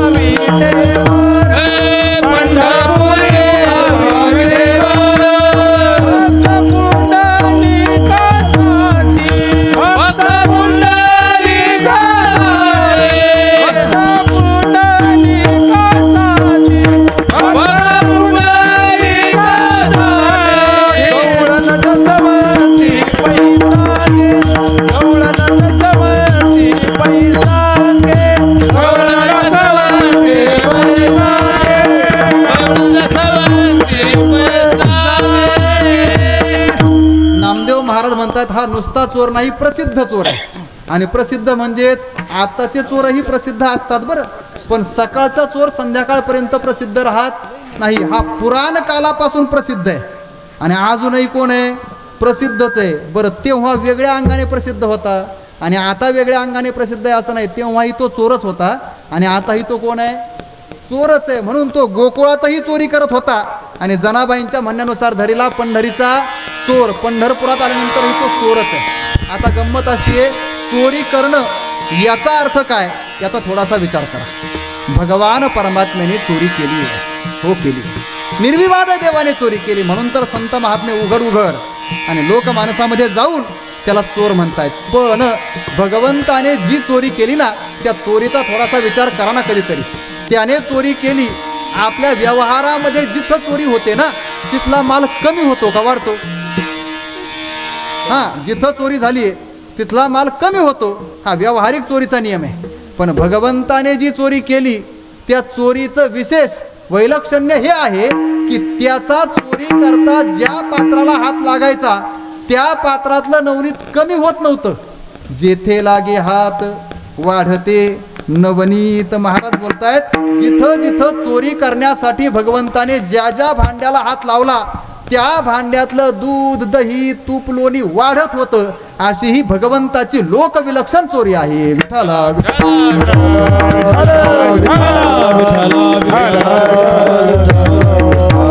आणि नवनीताला उपलक्षण मानून त्याच्या चोरीचा अजून एक स्वतंत्र विचार आपण नेहमी ऐकत असतो. देवाने नवनीत चोरलं, लोणी चोरलं. म्हणजे काय तर लोणी तूप किंवा नवनीत हे उपलक्षण आहे कोणाचं?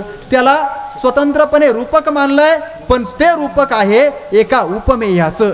ते उपमेय आहे साधूंचं हृदय चित्त. संत हृदय नवनीत समाना किंवा मृदू सबाह्य नवनीत तैसे सज्जनाचे चित्त.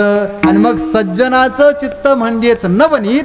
या नवनीताची भगवंताने केलेली आहे ती चोरी, चित्त चोरी. तुका माने ने गरुड तुका माने ने गरुड तुका माने ने गरुड तुका माने ने गरुड चोरी ले नंदाने चोरी ले नंदाच्या नंदाने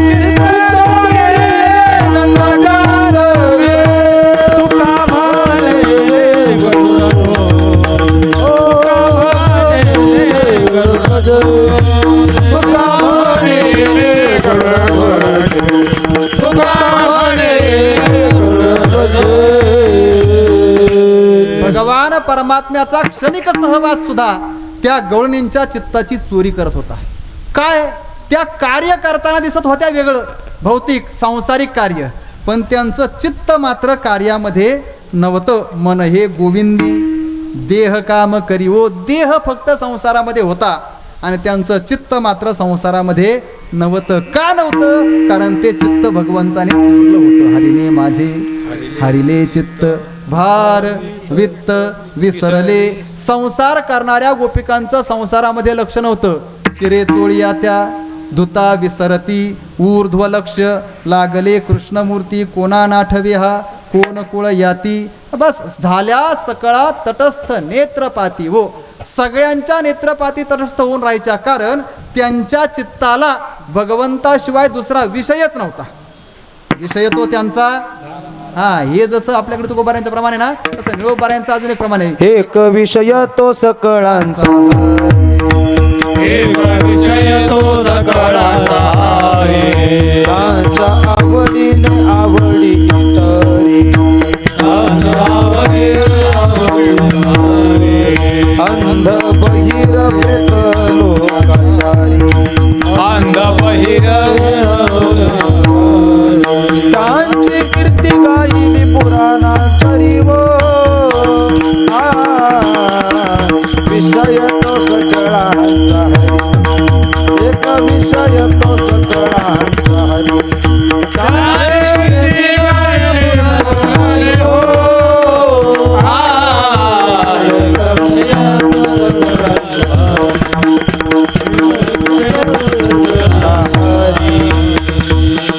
गोपिका अनेक आहेत, पण त्या सगळ्या गोपिकांचा विषय मात्र किती आहे? एकच आहे. जसं विषय तो त्यांचा झाला नारायण ना, तसं एक विषय तो सकळांचा हरी. आमचे गुरुजी तर म्हणायचे बुवा, सगळ्या गोपिकांचा एकच विषय, यात नवल नाही. एका एका गोपिकेला इंद्रिय अनेक आहेत आणि त्या प्रत्येक इंद्रियाचा विषय भिन्न असायला पाहिजे. पण प्रत्येक गोपिकेच्या, प्रत्येक भक्ताच्या, प्रत्येक इंद्रियाचा विषय सुद्धा देवच आहे, हरीच आहे. मग त्यांना विचारा तुमच्या कोणत्या इंद्रियाचा विषय काय आहे? ते सांगते गोपिका, येणे मुखे तुझे वर्णी गुणना. मुखाचा विषय भगवान परमात्मा झाला डोळे भरून या, पाहिन तुझे मुख डोळ्याचा विषय. भगवंत झाला कान भरून या, ऐकेन तुझी कीर्ती कानाचा विषय. भगवंत झाला वाहे रंगी टाळी नाचेन उदास, ते देई हातास पाया सुख हाताचा आणि पायाचा विषय.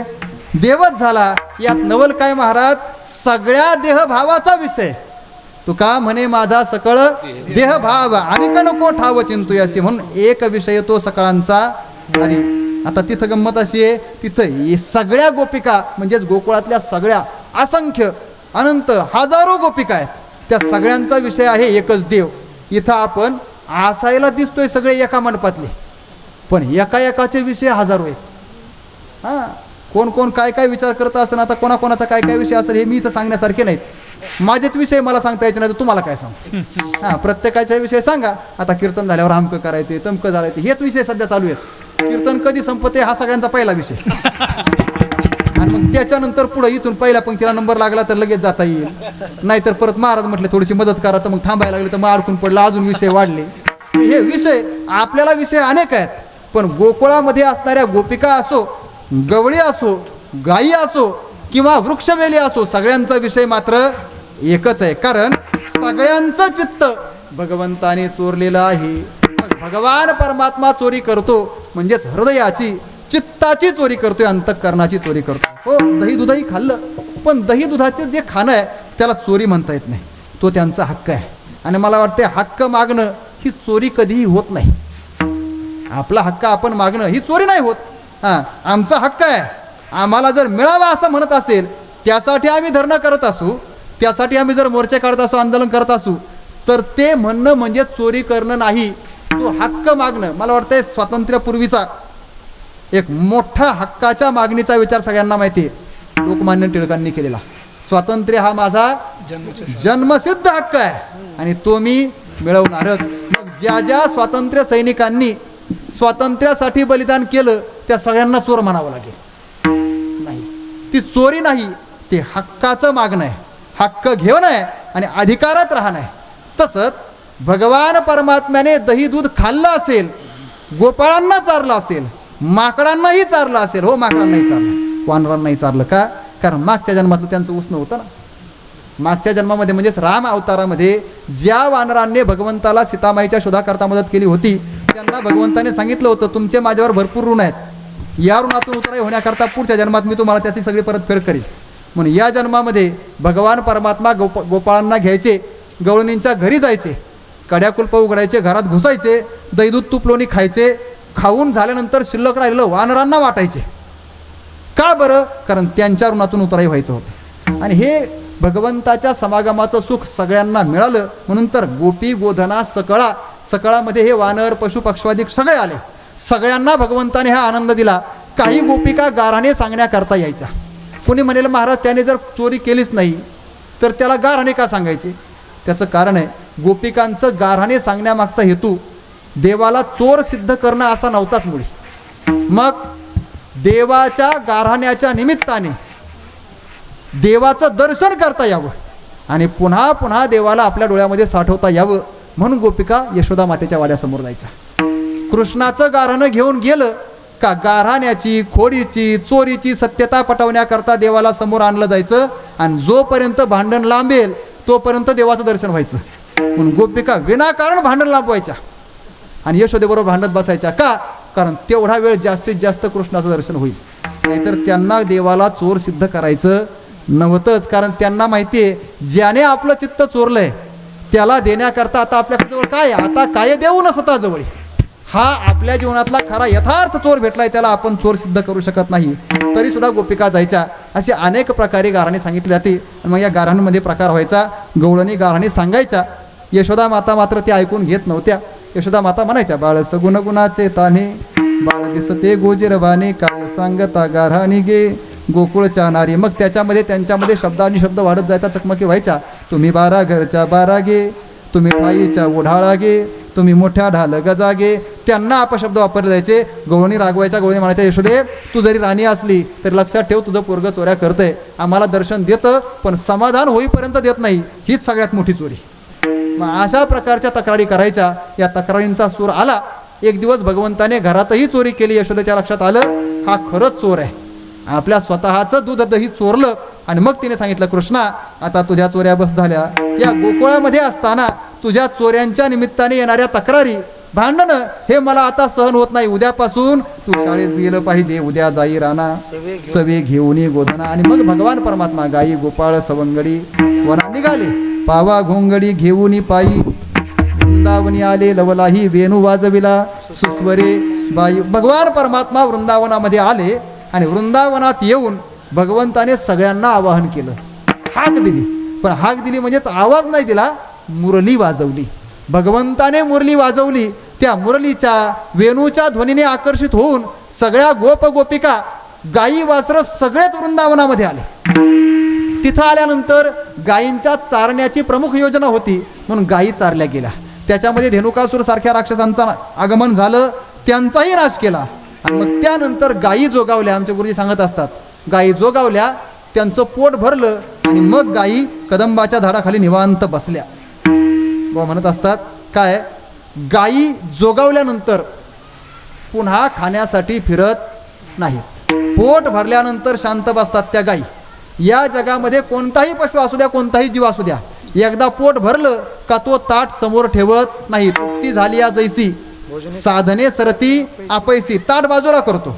फक्त आमचे बुवा सांगत असत काय, कितीही पोट भरलं तर या जगातला एकच जीव असा आहे जो कितीही पोट भरलं तरी जेवायला नाही म्हणत नाही. थोडं तरी खातोच म्हणतो. आता बुवांचं भाषा सांगू, पार करपट ढेकर येतात तरी म्हणतो एक वाडी घेऊनच या. आणि त्याचं नाव आहे मनुष्य प्राणी. नाहीतर पशु तर पोट भरल्यानंतर घासभर सुद्धा खात नाहीत. गायी जोगावल्या, झाडाखाली शांत बसल्या. भगवान परमात्म्याने गोपाळांना एकत्र गेलो. गोपाळांनो चला, गायी शांत झाल्यात, गायींचं पोट भरलंय, आता आपल्याला आनंद घ्यायचा आहे. कसला आनंद? खेळण्याचा आनंद. हमामा पोरा हमामा हमामा पोरा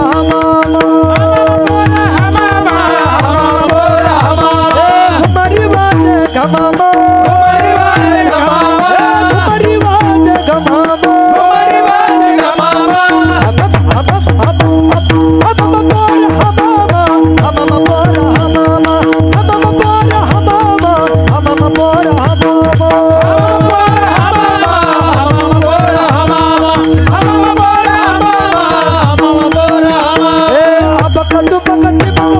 त्रिभुवन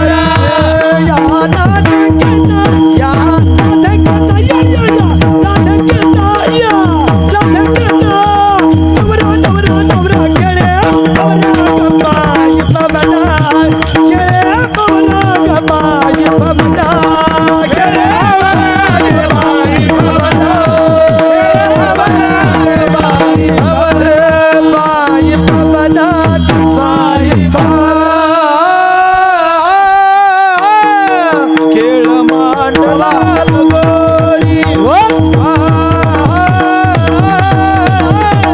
खेळ मांडला लो खेळ मांडला लगोरी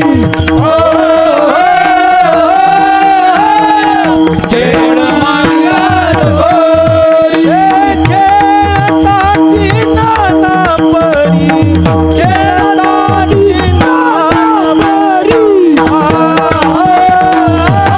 मांडला लगोरी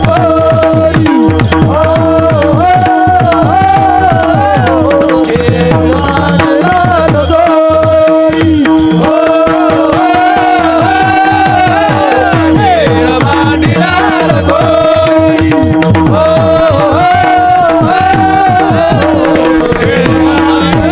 लगोरी खेळ मांडला लगोरी एवढे खेळ भगवान परमात्म्याने खेळलेले आहेत. मला वाटतंय हुतुतू, हमामा, हुंबरी, सुरकवडी, भोवरा आणि इकडे झालेला लगोरीचा एक डाव.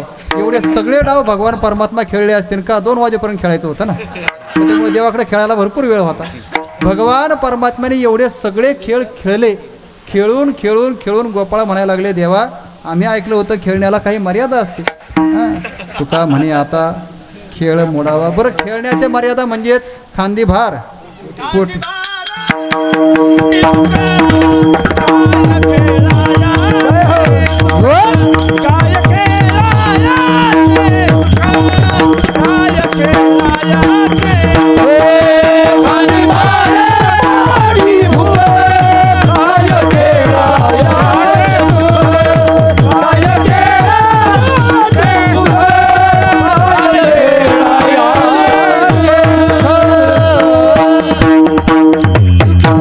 खांद्यावर संसाराचा भार आहे, पोटामध्ये विषय सेवनाची भूक आहे. या खेळण्याचा आनंद काय येणार आहे देवा? लवकर तुमचा प्रसाद आम्हाला द्या, अर्थात आमच्या पोटा पाण्याची सोय करा. पण सांगू का, हे कीर्तनात प्रमाण म्हणावं का नाही? मला प्रश्न होता म्हणून मिसळ म्हणायला लागलो का. खांदी भार पोटी भूक हे केव्हा म्हणायचं? काल्याचा कीर्तन होईपर्यंत उपवासी असेल तर म्हणायचं. कीर्तनाला यायच्या अगोदर सगळे जोगावून आलेत. आता म्हणायचं कसं पोटी भूक? ते म्हणायचा अधिकार आपल्याला राहिलेला म्हणून आमची परंपरा आहे बरं का प्रभाकर. मला आम्ही काय करत असतो आता, म्हणूनच मी म्हटलं की कीर्तनाची वेळ नक्की अशी काय मला माहीत नाही. आमच्याकडचा नियम असा आहे काय, ज्या दिवशी काल्याचं कीर्तन आहे ना, काला होईपर्यंत सगळ्यांनी उपवास करायचा. मग निदान सगळ्यांनी नाही करायचा, प्रमुखांनी तरी करायचा. मग शेवटचा आळ घातला, निदान कीर्तनकाराने तरी करायचा. कीर्तनकारांनी नाही, निदान कार्यमालकाने तरी करायचं. आता करायचा कोणी का?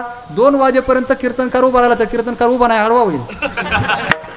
मग आता उपवासाचे कुठे? म्हणून खांदी भार पोटी भूक. पण गोपाळ काही असे होते, ते म्हटले देवा तुमचं झालं, तुम्ही जोगावून आलात आणि मजेत चाललंय तुमचं. खेळ भवराग बाई, हा होतो तू मामा हुंबरी लगोरी हे चाललंय, पण आमच्या भुकेचा कोण विचार करणार? भगवान परमात्मा म्हणतायत ठीक आहे, काय म्हणणं आहे? देवा भुका लागल्यात. मग ठीक आहे, झाली आता वेळ. म्हणती आणा शिदोऱ्या. गोपाळांनी शिदोऱ्या आणल्या, भगवंताने पाहिल्या आणि लगेच तोंड फिरवलं. गोपाळांनो तुमची शिदोरी आज चालणार नाही. मग आज आपल्याला काला करायचा आहे. आज तुम्ही आणताल तशी शिदोरी जमत नाही. मग जशी माझी आहे तशी पाहिजे, माझे आहे तैसे पाहे, नाही तरी घराच आहे.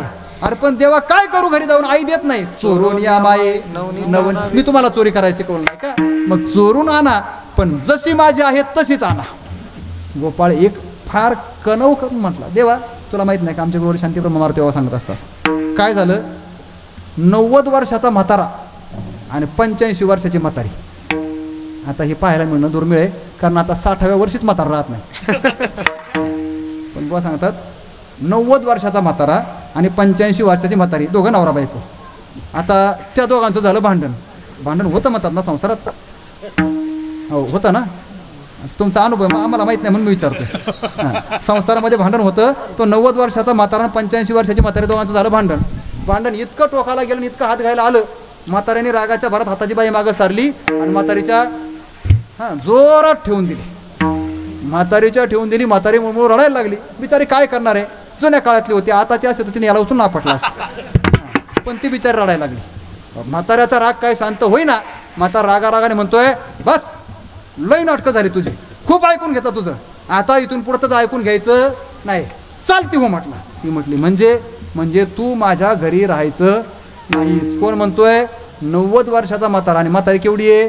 85 वर्षाची. ती म्हणते मग तुमच्या घरी राहायचं नाही, मग जाऊ कुठं? म्हातारा म्हणतो जातोय बापाच्या घरी. आता हिचा बाप कुठं असन? म्हातारीत जर 85 वर्षाची आहे तर तिचा बाप कुठं असन? वर. मग हिने कुठं जायचं? तसंच झालं. गोपाळ म्हणतायत, देवा आम्ही आणायचं पण कुठून आणायचं? देव म्हणतोय चोरून आणा तुमच्या घरून. एक गोपाळ म्हटला, देवा अरे चोरून आणायला आम्हाला तुझ्याशिवाय दुसरं कोणीच नाहीये. तू का म्हणे, हरी माझे कोणी नाही घरी, मला जर घरी तुझ्याशिवाय कोणीच नाही. ती म्हातारी जशी म्हणते, मालक तुम्ही आता हाना मारा शिव्या द्या नाही तर जीव घ्या, पण तुमच्याशिवाय मला दुसरं कोणीही नाही, आता मी जाऊ शकत नाही कुठं. तसंच गोपाळ म्हणतात, देवा अरे तू जर आमचा तिरस्कार केलास, तू जर आम्हाला माघारी धरलंस तर आमचा कोण स्वीकार करणार आहे? शेवटी भगवान परमात्म्याने सगळ्या गोपाळांच्या शिदोऱ्या एकत्र केल्या. सगळ्या गोपाळांना कमलाकार बसवलं. कमलाकार म्हणजेच कमळाच्या फुलाची रचना पहा, त्याच्या आतल्या पाकळ्या लहान असतात आणि दूरच्या पाकळ्या मोठ्या असतात. याचा अर्थ काय? भगवान परमात्म्याने आतमध्ये लहान गोपाळांना बसवलं आणि मोठमोठ्या गोपाळांना बाजूला बसवलं. का? देव स्वतःमध्ये आहे ना. देव जे लहान आहेत त्यांना जवळ घेतो. म्हणून तर तुका म्हणे, जाण व्हावे लहानाहुनी लहान. ज्ञानोबारांनी हे सांगितलं, जै जगात हा कुठे होई जे तै जवळी क माझी. लहान झाल्यानंतर देव जवळ घेतो. पण भगवान परमात्म्याने सगळ्या गोपाळांना तसं बसवलं आणि शेवटी सगळ्यांच्या शिदोऱ्या एकत्र करून त्यांचा काला बनवला. त्या काल्याची मूद भगवान परमात्म्याने आपल्या डाव्या हाताच्या तळभागावर घेतली. मध्यभागी उभे आहेत गोपाळ, कमलाकार बसलेले आहेत. बोटाच्या संधी भागामध्ये, बोटांमध्ये उपान्न धारण केले, लोणचं चटणी पापड हे बोटाच्या भागामध्ये धारण केलेत. मध्ये काल्याचा प्रसाद आहे, मूद आहे. आणि स्वतः भगवान परमात्मा हा काल्याचा प्रसाद प्रत्येक गोपाळाला आपल्या हाताने भरवतोय, चारतोय. कसा? याचा विचार भगवान श्री शुकाचार्य श्रीमद भागवतामध्ये करतायत. बिभ्रद्वेलुं जठरपटयोः शृंगवेत्रे च कक्षे वामे पानो मसृणकवलं तत्फलान्यंगुलिषु तिष्ठन् मध्ये स्वपरि सुहृदौ हासयन्नर्मभिस्वैः स्वर्गे लोके मिशति भुजे यज्ञभुग्बाल केली. बोला पुंडलिक वर्ग विठ्ठल श्री ज्ञानदेव तुकाराम कृष्ण भगवान की जय. ज्ञानेश्वर माऊली ज्ञानराज माऊली तुकाराम, ज्ञानेश्वर माऊली ज्ञानराज माऊली तुकाराम, ज्ञानेश्वर माऊली ज्ञानराज माऊली तुकाराम, ज्ञानेश्वर माऊली ज्ञानेश्वर माऊली ज्ञानराज माऊली तुकाराम, ज्ञानेश्वर माऊली ज्ञानराज माऊली, ज्ञानेश्वर माऊली ज्ञानराज माऊली तुकाराम, ज्ञानेश्वर माऊली. भगवान परमात्म्याने हा काल्याचा प्रसाद द्वापार युगामध्ये गोकुळातून वृंदावनात गेल्यानंतर रानामध्ये गायी चारत असताना आपल्या सवंगड्यांना त्या ठिकाणी दिला. काय गंमत आहे, देवाने तो काल्याचा प्रसाद एकदाच दिला, पण आपलं सगळ्यांचं भाग्य आहे आपण प्रतिवर्षी हा काल्याचा प्रसाद सेवन करतोय. आपल्या सर्वांना प्रत्येक आठवड्याला प्रत्येक महिन्याला कुठेतरी काल्याच्या निमित्ताने हा प्रसाद खायला मिळतोय. आपल्या सगळ्यांचं भाग्य आहे. भगवान परमात्म्याच्या हाताने प्राप्त होणारा हा प्रसाद म्हणजे जीवनाची प्रसन्नता आहे. प्रसादस्तु प्रसन्नता प्रसादे सर्व दुःखानां हानिरस्योपजायते प्रसन्न चेतसो ह्याशु बुद्धी पर्यवतिष्ठते. भगवान परमात्म्याचा हा प्रसाद आपल्या सर्वांना आज या ठिकाणी प्राप्त होतोय. आणि देवाचा प्रसाद एकतर देव तरी देतो किंवा संत तरी देत असतात. संत देतात म्हणजे त्याच्याकरताही प्रमाण आहे. जसं भगवान परमात्मा भानुदास गीतिगात प्रसाद देतो पंढरीनाथ, तसं माझा ज्ञानराज गोपाळांसी लाह्या वाटी ज्ञानोबाराय म्हणजे संत महात्मे सुद्धा हा काल्याचा प्रसाद देतात. आज आपल्या सर्वांना भगवान परमात्म्याच्या कृपेने आणि साधू संतांच्या आशीर्वादाने आदरणीय परमपूज्य स्वानंद सुखनिवासी वैकुंठवासी गुरुवर्य भीमसिंग बाबांच्या या पुण्यस्मरणाच्या निमित्ताने या ठिकाणी हा काल्याचा प्रसाद सेवन करायला मिळतोय. भाग्य आपलं. आपल्याला भगवान परमात्मा देईल का नाही माहिती नाही, आपल्याला ज्ञानोबाराय तुकोबाराय देतील का नाही माहीत नाही, पण आपल्याला भीमसिंग बाबा हा प्रसाद देत आहेत हेच आपल्यासाठी भाग्याचं आहे. आपला भगवान परमात्माही तेच आहे, आपले ज्ञानोबाराय तुकोबाराय सुद्धा तेच आहेत. आपल्यासाठी दुसरं कुणीच नाही. काय परंपरा असं सांगते, आपल्या समोर अपरोक्षतेने जे साधू संत आपल्याला पाहायला मिळतात ना, जे सत्पुरुष आपल्याला पाहायला मिळतात तेच आपल्यासाठी देव आहेत, तेच आपल्यासाठी सद्गुरू आहेत, संत आहेत. अशा संत भूमिकेवर आणि देवत्वावर आरूढ झालेले सद्गुरू श्री भीमसिंग बाबा यांच्या पुण्यस्मरणाच्या निमित्ताने त्यांच्या पुण्याचं स्मरण करावं आणि आपल्याही जीवनामध्ये थोडासा पुण्याचा लेश प्राप्त करून घ्यावा